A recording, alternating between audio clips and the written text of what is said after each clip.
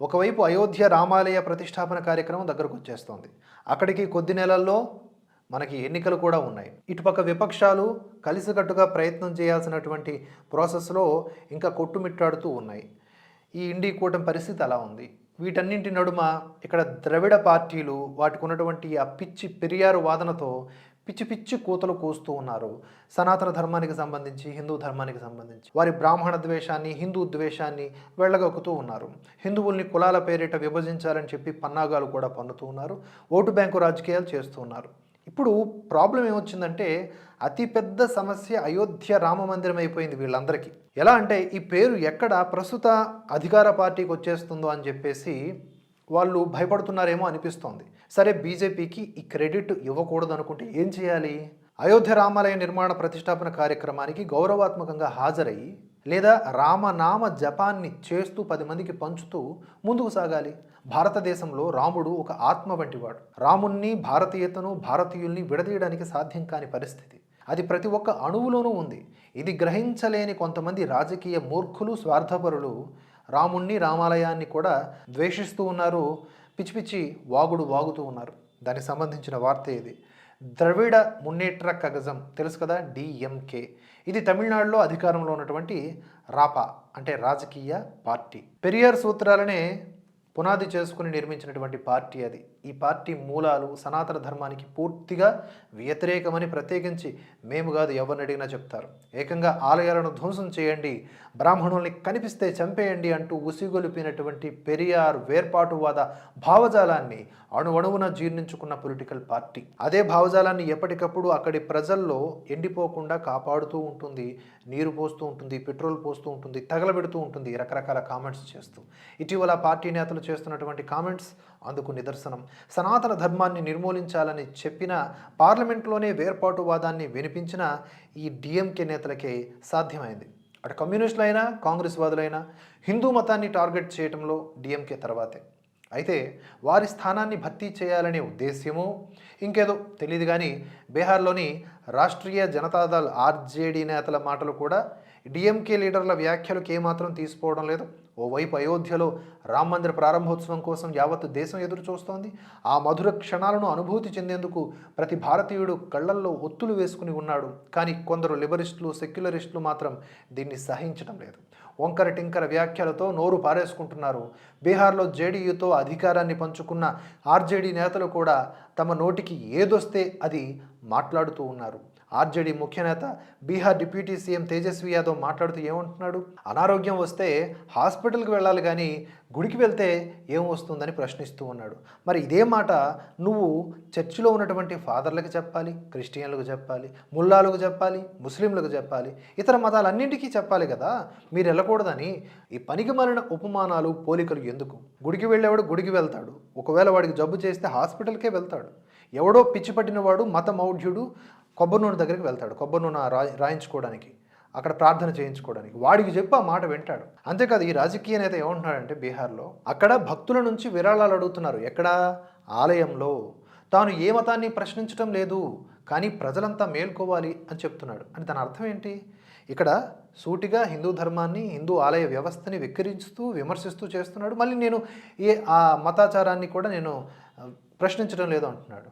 ఇది ఇంత హిపోక్రసీ ఉన్నటువంటి నేతల మధ్య మనం ఉన్నాం. అంతేకాదు ఇంకా మాట్లాడుతూ ఏమన్నారు ఆయన అంటే, ఛత్ పూజ అనేది ఒకటి ఉంటుంది. అది తన ఇంట్లో జరుపుకుంటున్నా దేవుడు తన హృదయంలో ఉన్నారంటూ ఏదేదో చెప్పుకొచ్చారు. మనలో కూడా చాలామంది అంటారు, దేవుడు ఎక్కడో లేడురా, మన మనసులో ఉన్నాడురా, మనం గుడికి వెళ్ళక్కర్లేదురా, మన మనసులో అనుకుంటే చాలరా. ఇలాంటి సొల్లు కబుర్లు చెప్తూ ఉంటారు కదా. ఆ కేటగిరీకి సంబంధించినటువంటి రాజకీయ వ్యాఖ్యలు ఇవి. ఇతర వ్యాఖ్యల విషయానికి వద్దాం. త్రివర్ణ పతాకంలో ఆకుపచ్చ రంగు ఉంటుంది, కానీ పూర్తి ఆకుపచ్చ జెండాతో తిరిగితే విద్వేషాలు సృష్టిస్తూ ఉన్నారని చెప్పి రెచ్చగొట్టే కామెంట్స్ కూడా చేశారు. అంటే ఇక్కడ ఏంటి అంటే ముస్లిమ్స్ను రెచ్చగొట్టేటటువంటి ఒక టాపిక్ పెట్టుకున్నాడు. కాషాయమైనా, లేకపోతే గ్రీన్ కలర్ అయినా, వైట్ కలర్ అయినా దానికి ఒక అర్థం, పరమార్థం ఉంది. ఇప్పుడు ముస్లిమ్స్ ఈ గ్రీన్ కలర్ ఫ్లాగ్స్ వారి యొక్క కార్యక్రమాల్లో తిప్పుతూ ఉంటారు. ఎవరికి అభ్యంతరం లేని విషయం, కానీ అభ్యంతరం చెబుతున్నారు అన్నట్లుగా ఈయన మాట్లాడడం వలన వాళ్ళు రెచ్చిపోవాలి, లేకపోతే వీళ్ళు రెచ్చిపోవాలి. ఇంత దారుణమైనటువంటి మత రాజకీయాలు చేస్తూ ఉన్నటువంటి వారు ఇంకెక్కడా ఉండరేమో. ఇంకా ఏమంటున్నారంటే అయోధ్యలో వెచ్చించినటువంటి లక్షల కోట్ల రూపాయలతో ఎంతమందికి ఉద్యోగాలు వచ్చేవి, ఎంతమంది విద్యను పొంది ఉండేవారు అంటూ ఈ తేజస్వి యాదవ్ గారు ప్రశ్నలు అడిగారు.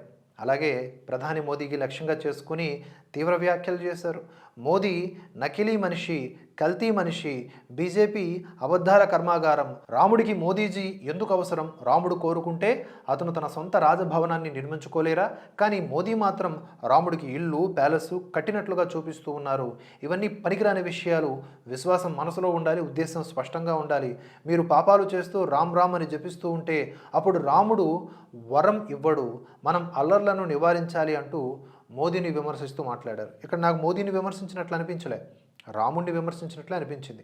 నువ్వు మోదీని విమర్శించుకో, లేకపోతే బీజేపీని విమర్శించుకో, దుయ్యబట్టు, no problem. But in the name of BJP హిందుత్వాన్ని టార్గెట్ చేయడం కూడా ఈ మధ్య ఫ్యాషన్ అయిపోయింది. ఇదే తేజస్వి యాదవ్ లాంటి పొలిటికల్ పార్టీ లీడర్స్కి రకరకాల వ్యాపారాలు ఉంటాయి, ఎన్నో వ్యాపారాలు ఉంటాయి.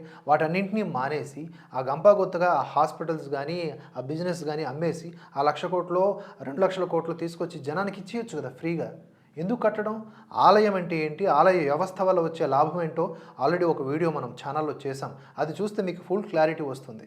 కానీ వీళ్ళు అది అర్థం చేసుకోకుండా అర్థమైనా అర్థం కానట్టు నటిస్తూ ఈ విధంగా మత రాజకీయాలు చేస్తున్నారు.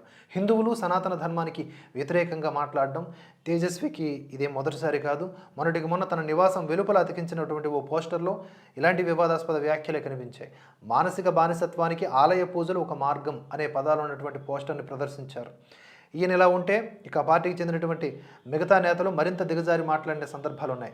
గతేడాది ఆర్జేడీ ఎమ్మెల్యే ఫతే బహదూర్ సింగ్ కుష్వాహా సరస్వతిని ఓసారి బ్రహ్మకు కుమార్తె అని, మరొకసారి ఆమెను బ్రహ్మ వివాహం చేసుకున్నారంటూ హిందూ గ్రంథాల్లో ఉందన్నారు. మీరు ఎవరిని పూజిస్తారు? గుణమున్న వ్యక్తినా, గుణము లేని వారినా అంటూ తనకంతా తెలిసినట్లుగా ప్రశ్నలు వేశారు. 33 కోట్ల మంది దేవతలుంటే బ్రిటిష్ వారి ఏలుబడిలో దేశ జనాభా కేవలం 30 కోట్లు మాత్రమే.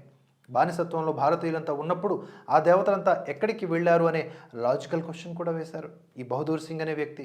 మహిషాసురుడు తమకు పూర్వీకుడంటూ చెప్పుకొచ్చినటువంటి సదరు ఆర్జేడీ ఎమ్మెల్యే దుర్గాదేవి అనేది ఒక కల్పిత పాత్ర అని, ఆమెకు ఉనికి లేదని చెప్పుకొచ్చారు. దుర్గా పూజ నిర్వహించడం కేవలం వృధా ఖర్చు అని కూడా మాట్లాడారు. మనుస్మృతి, రామచరిత మానస్ మరియు ఎంఎస్ గోల్వాల్కర్ ఆలోచనల సమూహం సమాజంలో ద్వేషాన్ని వ్యాపింపజేస్తోంది. గతంలో కూడా మనుస్మృతిని ప్రజలు తగులబెట్టారు. మనుస్మృతిలో 85% మంది ప్రజలను దుర్భాషలాడారు అంటూ మరో ఆర్జేడీ ఎమ్మెల్యే చంద్రశేఖర్ యాదవ్ కూడా ఎలాంటి ఆధారం లేని, అర్థం లేని వ్యాఖ్యలు చేశారు. వీటికి ఎన్నో సందర్భాల్లో హిందూ పండితులు, మేధావులు చక్కగా విశ్లేషణ చేశారు. తర్కబద్ధంగా, శాస్త్రపరంగా నిర్వచించారు. ఎన్నోసార్లు విడమరిచి చెప్పారు. అయినా కూడా గోబల్స్ ప్రచారం లాగా అవే పాయింట్లు తిప్పి తిప్పి తిప్పి తిప్పి వీరి రాజకీయ అవసరాల కోసం విసురుతూ ఉంటారు. హిందూ సమాజం మరియు హిందూ ధర్మానికి వ్యతిరేకంగా ఎవరు ఎక్కువ విషయాన్ని చెమ్ముతారనే దానిపై ఈ ప్రతిపక్ష కూటమి సభ్యులు పోటీ పడుతున్నారా అనే వాదనలు వినిపిస్తూ ఉన్నాయి. ముస్లింలను, క్రిస్టియన్లను, ఇతర మైనారిటీ వర్గాలను ఎవరైతే ఏ విధంగా ప్రసన్నం చేసుకోదలుచుకున్నారో, చేస్తూ ఉన్నారో అటువంటి కోణంలోనే మెజారిటీ హిందువులను కూడా ప్రసన్నం చేసుకునే అవకాశం ఉంది. కానీ అలా చేయరు. కేవలం ద్వేషించి అక్కడ ఉన్నటువంటి సంతుష్టీకరణ రాజకీయాల ద్వారా మైనారిటీ ఓటు బ్యాంకును గంపాగొత్తుగా కొట్టేయడానికి వీళ్ళందరూ పోటీ పడుతూ ఉన్నారు. అయినా కూడా మైనారిటీలు మెజారిటీలను ద్వేషిస్తే ఓట్లు వేస్తారని వారు ఎప్పుడైనా ప్లకార్డులు పట్టుకొని తిరిగారా? లేదే. కానీ వీరిని అలా మారుస్తూ, వీరిని అలా ఏమారుస్తూ ఉన్నారు. సో మొత్తంగా 2024 ఎన్నికలకు ముందు లౌకికవాదం పేరుతో రాజకీయ పబ్బం గడిపేందుకు ప్రయత్నిస్తున్నారనే కోణాన్ని మనం చూడొచ్చు. ఇందులో హిందువుల్లోని కొన్ని సెక్షన్లతో పాటుగా మైనారిటీ ఓట్లను కొల్లగొట్టే ప్రణాళికలో భాగమే ఈ వ్యాఖ్యలని అర్థం చేసుకోవాలి. పార్టీలకు అతీతంగా భారతదేశం భారతీయులుగా కలిసి మెలిసి ఉండాలంటే ఇటువంటి రాజకీయ నాయకులతో జాగ్రత్తగా ఉండాలి. అందరికీ ధన్యవాదాలు. జై హింద్, జై భారత్.